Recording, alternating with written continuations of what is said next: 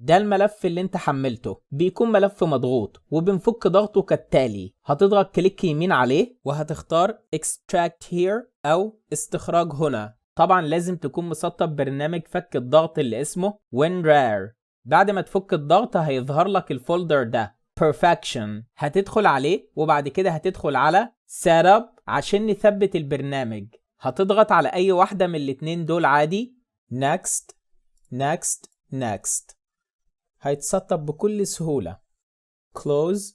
هتلاقي على سطح المكتبة.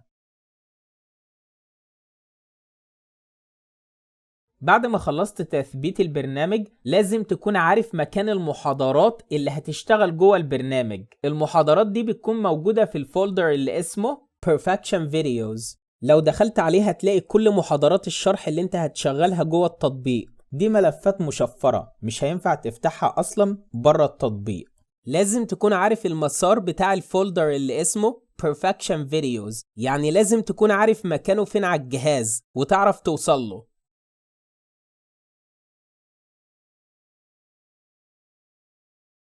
بعد كده هتفتح التطبيق وهتعمل تسجيل دخول من فوق على الشمال. هتعمل تسجيل دخول بالاكاونت بتاعك اللي انت استلمته لما اشتركت. هتظهر لك الكورسات اللي انت مشترك فيها، ال5 كورسات بتوع الدبلومة المتكاملة. هتدخل على اول كورس على اليمين اللي هو كورس صوتيات اللهجة الامريكية. هيفتح لك بالشكل ده.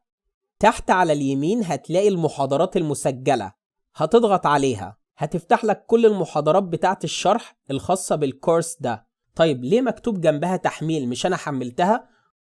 بس دلوقتي البرنامج مش عارف مسار الفولدر اللي اسمه Perfection Videos عشان يقدر يقرأها، وبالتالي هنضغط تحميل. هيفتح لك الكمبيوتر بتاعك ويقول لك حدد لي مكان الفولدر اللي اسمه Perfection Videos اللي انت منزل فيه المحاضرات.